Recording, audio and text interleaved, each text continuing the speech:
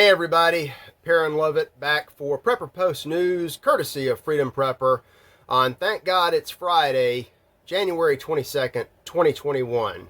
And I just recorded this entire show. It's going to be a little shorter than normal. And then I deleted it all because I left out a couple of things. I added a little too much. And some of what I said, like a good blue tip, was a little too incendiary. But welcome to everybody watching us here on YouTube. Remember, we're starting afresh, so that's what Joseph Biden called for. So no more bad blood if there ever was any. Hello to everybody at the community, fp.com, and everybody listening to the podcast, which I saw some Anchor stats just the other day. We're not in Rush Limbaugh's territory yet, but we're inching that way. Things are you guys are really listening in, and that's great and wonderful. A little bit of a shorter show today. The feature, such as it is going to be more reaction and planning based on the inauguration and the new administration.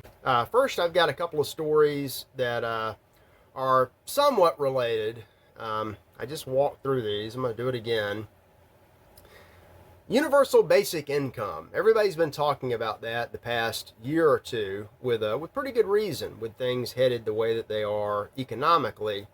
CNBC has a story about 30 cities and 30 mayors that, to one degree or another, have been pushing UBI.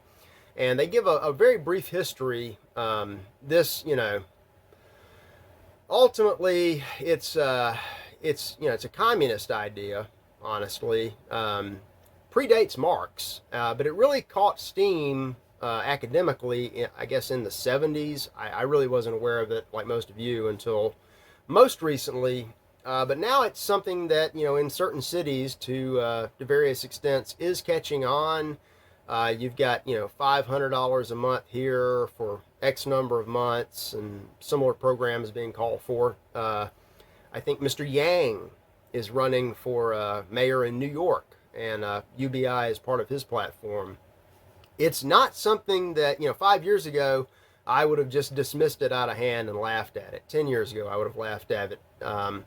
It's here. We're going to have to deal with it. And, while we still have time and a little bit of fiat currency left, the way things are going with the permanent monetary and economic decline, the rise of AI, everybody at risk of losing income. It's while we can deal with it, it's something to think about. So take a look at that, and I'm sure we'll be talking about that much more. Kind of the way that the Democrats talked about Russia for 4 years. And Lindsey Graham, good old Lindsey, released his report a bit late this week. That basically said Russiagate, the whole thing, was a hoax. Thank you, Lindsey. Everyone with a room temperature IQ knew that from the start, but now it's official, when it officially doesn't matter. Like so many of these stories. In a similar vein, President Biden, our 46th Commander-in-Chief, wants to open up the southern border to just about everybody. And everybody is responding. Caravans are on their way, the same way that they've been for years. 50 years of nonstop invasion, the largest migration of human beings in world history, not going to end well. But one of these caravans caught a snag in Guatemala. They ran into the Guatemalan military, who beat them back with billy clubs. So thank you, Guatemalan soldiers. You've done more to defend our borders than Joe Biden has this year. We'll see what happens with that. Also, this is one I started to keep an eye on. I'll just report it because it goes with my next story. There was an explosion in downtown Madrid about the same time as the big fireworks show in Washington Wednesday. Speculation as to whether it was a gas leak or a bomb that destroyed a Catholic, mid-rise Catholic church facility, not a church, but more like offices and housing space. Pretty sure it was a gas leak. Haven't checked back in. I always had to look at the pictures of the building None of the surrounding buildings had damage that would have been consistent with something like a truck bomb, which, by the way, did not happen on Christmas Day in Nashville. It didn't happen at all. Forget that, like the Las Vegas shooting and everything else. These things are done for a reason, and then you're supposed to forget about them. This was probably poor maintenance, gas leak, seeped into various floors and blew out a lot of that building. Probably a total loss. We'll keep an eye on that one. Also, with speaking of Catholic voices, Crisis has an op-ed about someone who decided to test the waters at Twitter, and just by posting a couple of common sense Christian themes as personal belief statements, things like abortion is murder. And he was immediately met with a ban because he was promoting hate. And, Joe Biden is calling for unity and starting afresh, but to suggest that not murdering children is a good idea, that's hate. And honestly, it is. Hate is a Christian virtue because we are supposed to hate evil.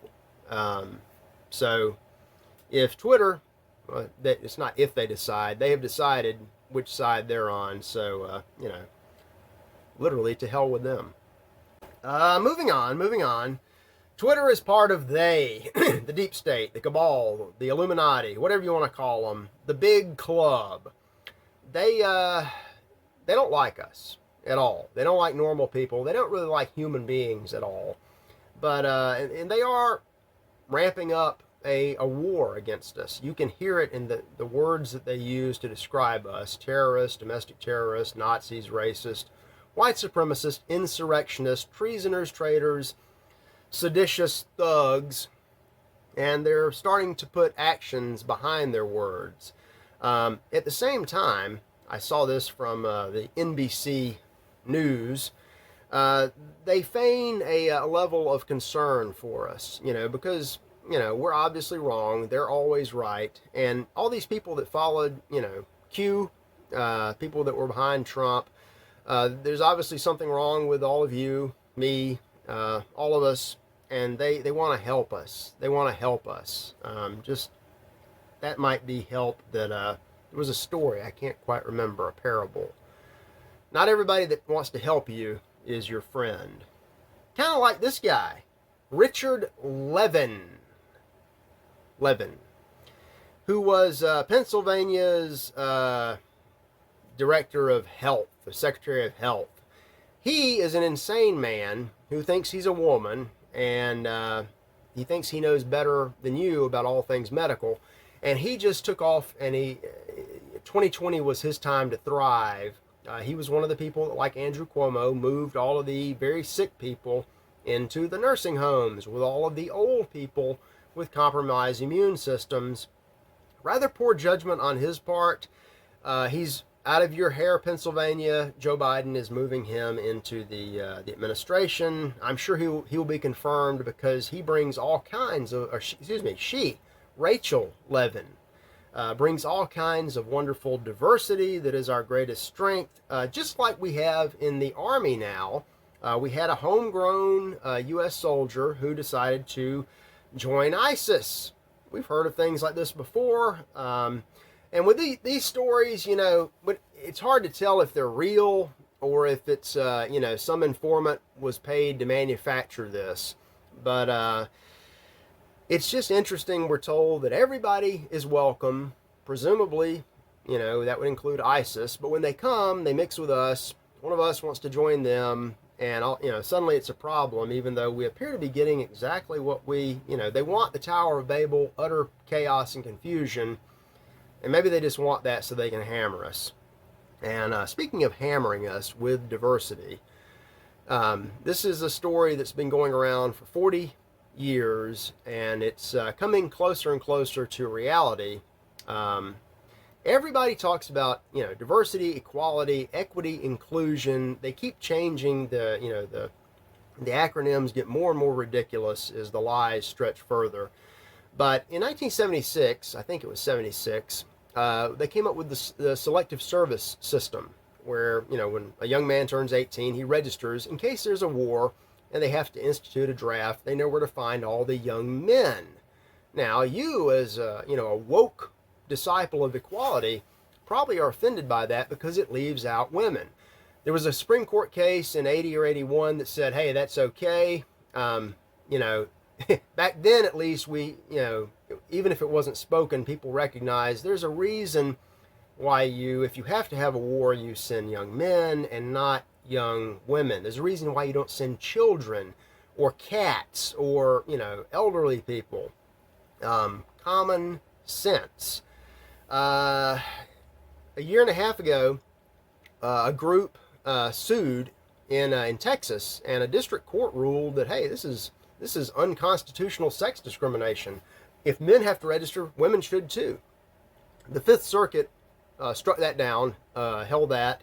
But now Joseph Biden is on record stating that he would like to get women in the Selective Service. So here I have to be really careful with my words. I'll just say, advise you, if you're a young woman or if you have a young daughter or a sister, think long and hard about the possibility. Not that they're probably going to be many more foreign engagements,